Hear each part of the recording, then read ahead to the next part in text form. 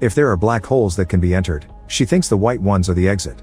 The crew laughs because they think the white space is a fairy tale, so Lin shares an alternate theory. Since the clickers are supposed to follow Tianlong, following the tracker Owen through could double their fishing load. However, Richard says they've been fishing for months and it's time to go home. After dinner, it's revealed that Harpo is cheating on Batali with the pilot Ragsland. Once they're done, Harpo goes to see Richard, saying he would like to go for the extra fishing Lin mentioned because he needs the money. Richard explains he doesn't want Lin constantly looking over their shoulders, so they'll finish this order and drop her off first, then they can go after the big load.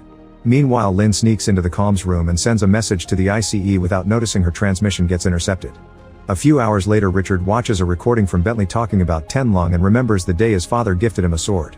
He's interrupted by Ragsland on the radio, who tells him 2 small unidentified ships are approaching. Richard runs to the cockpit and tells Ragsland to fly away to lose them, however the ships quickly block their way. Realizing these are pirates, they have no choice but to receive them before anyone gets hurt. The crew makes Ragsland and Batali hide in a secret compartment while Richard puts a beacon on the cargo. He also makes everyone hide their weapons to hopefully avoid a confrontation. When the pirates come aboard, they immediately notice Lin and start harassing her. Owen tries to defend her, but there's only a short struggle before he gets his leg slashed by a knife and the pirate captain pushes Lin against the wall. She starts mentioning all the penal codes he's breaking and he gets suspicious, so he checks under her shirt, finding her badge. The pirates steal all the cargo and supplies. They also put a tracker on the Essex before leaving. The crew angrily scolds Lin because they realized her reports must have gotten the pirates' attention, and a furious Richard orders Harpo to lock her up in her room. Afterward, the crew discusses what to do since they only have 2 small bags of food left. The chances of finishing the fishing order are low without supplies, but they can't return empty-handed. Richard proposes following Lin's idea and going after Tianlong, whose head would get them enough money for early retirement. They agree to do it, but first they should at least catch a few clickers for food. Moments later, Owen checks on Lin and asks her why she's there, so Lin explains she's been trying to find Tianlong and the only ship that follows the creature's course is the Essex. This makes Owen realize that Richard has been following Tianlong all along and goes to confront him, causing Richard to admit he wants revenge for their father. Owen is furious because he feels Richard is using the crew for his personal quest and nobody consented to this. Suddenly, the ship's front window is hit by a substance known as ambergris, which is very valuable. Richard thinks that Tianlong is leaving a trail, but Owen calls it bait. In the meantime, Harpo and Ragsland get dirty again. After they're done, Batali finds Ragsland's bra. Afterward, the guys go out in the special suits to gather the ambergris and capture a very big clicker. While they're working, the pirates show up to steal this as well, and Richard curses because he realizes they found his beacon. They need the hyperdrive to escape, but the crew discovers the pirates broke that as well.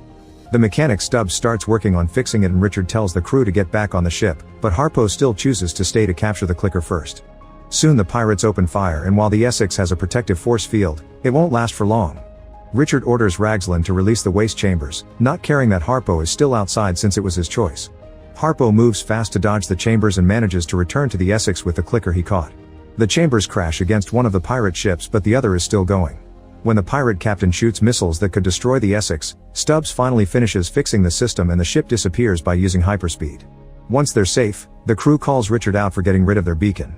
Harpo is particularly furious, and when Richard points out he ignored orders, Harpo says he saved everyone's lives by getting food. Richard responds by pushing him, and Hawthorne has to get between them to stop things from escalating.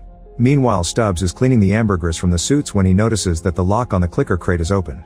When he's about to close it, he notices tiny bugs running on his hand and biting him.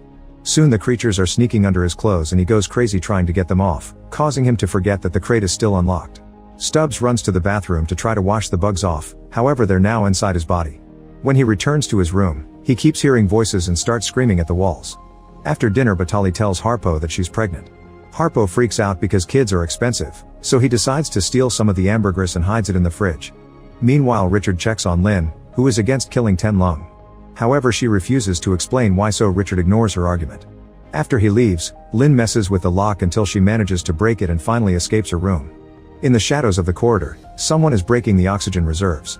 Lin tries to sneak around quietly, but she's found by Harpo, who grabs her from behind. She immediately starts fighting him and easily overpowers him, thanks to her agent training. At that moment, Stubbs sees all this and runs away screaming, distracting Lin. This allows Harpo to knock her out with a tool. When she wakes up, she's locked up in the cargo bay and hears Harpo telling Richard that she was the one breaking the oxygen reserves. In the cockpit, Ragsland is asleep and doesn't notice the signal that appears on the screen. By the time she wakes up, it's already gone. Batali brings some food to Lin, who offers her a way to escape.